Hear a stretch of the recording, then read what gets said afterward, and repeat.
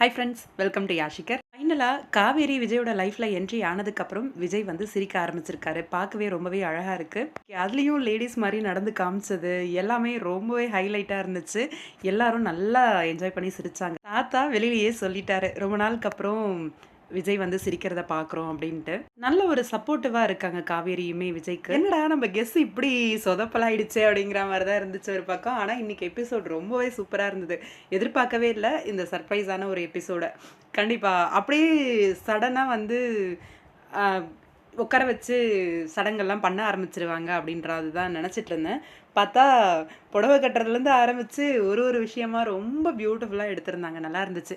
என்னென்னா கங்கா தானாக அவ்வளோ கெஞ்சி கதறி அழுது அவ்வளோ விஷயம் காவேரி பண்ணுறாங்க. ஆனால் அப்போல்லாம் மனசு இறங்கலை. பசுபதி ஒரு ஆளால் தான் தங்கச்சிக்கு ஏதாவது ஆபத்து வரப்போகுது அப்படின்ட்டு டக்குன்னு மனசு மாறி வந்தது. அவங்களோட பாசம் தெரியுது. இருந்தாலும் அந்த இடத்துல எனக்கு தெரிஞ்சு அங்கே வந்து விஜய் கேட்டிருந்தாரு, உன் ஃபேமிலிக்காக நான் என்ன பண்ணணும் அப்படின்னு ஒரு விஷயம். காவேரி அழறதை பார்த்துட்டு விஜய் வந்து போய் பேசியிருந்தா நல்லா இருந்திருக்குமே, நீங்களும் வந்தால் நல்லா இருக்கும் அப்படின்னு ஒரு வார்த்தை சொல்லியிருந்தா நல்லா இருந்திருக்குமே அப்படின்னு தோணுச்சு. ஏன்னா அதை சொல்லியிருந்தாங்க அப்படின்னா அவங்களுமே ரொம்ப இறங்கி வரலை அப்படின்ற மாதிரி, தன்னோட கணவருக்கும் எந்த ஒரு அவமானமும் நடக்காது அப்படின்னு அவங்களுக்கும் ஒரு ஒரு இடத்துல வந்து ஒரு நம்பிக்கை வந்திருக்கும். எதுவுமே நடக்காமல் அவங்க சடனாக வந்தது வந்து கொஞ்சம் வருத்தத்தை தான் கொடுத்தது. பசுபதியை மட்டும் பார்த்துட்டு அவங்க வந்தது. தங்கச்சி மேலே அவ்வளோ பாசம் இருக்குது. அதை வந்து புரிஞ்சுக்கிற மாதிரி தான் இருந்துச்சு.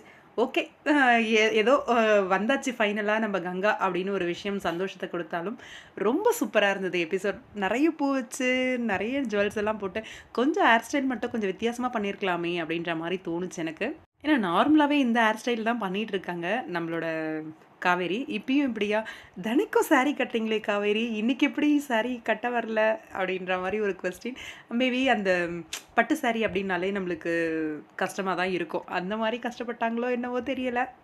இதில் ஹைலைட் என்னென்னா நம்ம விஜய் வந்து சாரீ கட்டி விட்டது தான் ரொம்ப நல்லா இருந்துச்சு அது எபிசோட் பார்க்குறதுக்கே. அதே மாதிரி அந்த பூ வச்சு அந்த நகையெல்லாம் போட்ட உடனே வச்ச கண்ணு வாங்காமல் அப்படியே பார்த்துக்கிட்டே இருந்தார். காவேரியாக கூப்பிடுற வரைக்கும் பார்த்து சைட் அடிச்சுட்டே இருந்தார். நான் பார்த்து சைட் அடிப்பேன் தூரமாக இருந்து அப்படின்னு சொல்லுவார். அந்த மாதிரி அவங்க அந்த பொண்ணை, அதாவது முன்னாடி லவ் பண்ண பொண்ணை, அந்த மாதிரி இங்கே பார்த்துக்கிட்டே இருந்துட்டு இருந்தார். காவேரி கூப்பிடவும் சடனாக வந்து ரியாலிட்டிக்கு வந்த மாதிரி வந்தார். நல்லா இருக்குது. கொஞ்சோண்டு பூவும் கொஞ்சம் நகையும் போட்ட உடனே எவ்வளோ அழகாயிட்ட அப்படின்னு ஃப்ராங்காகவே சொன்னார். அந்த மிரரில் 2 பேரும் நின்று பார்த்ததெல்லாம் ரொம்ப பியூட்டிஃபுல்லாக இருந்துச்சு. எல்லா கட்டத்துலேயுமே காவேரிக்கு ரொம்பவே சப்போர்ட்டிவாக தான் இருக்கார் விஜய். இந்த இடத்துல தங்கச்சிங்களை பார்த்து ஹாய் சொன்னது எல்லாமே நல்லா இருந்தது. அதே மாதிரி இதெல்லாம் எதுக்கு ஆண்டி அப்படின்னு சொல்லி காவேரியோட அம்மா கிட்ட கேட்டதும் சரி. இன்னொரு பக்கம் இங்கே கங்காவோட வீட்டுக்கார் வராங்க, வந்து நின்றுட்டுருக்காங்க. பார்த்து அடுத்த செகண்டு இதை தட்டி விட்டுட்டு இங்கே ராகினி கொடுத்துட்ருக்காங்க இல்லையா, அதை தட்டி விட்டுட்டு போய் அக்காவை வரவேற்கிறதுக்கு ஓடி போயிடுவாங்கன்னு நினைக்கிறேன்.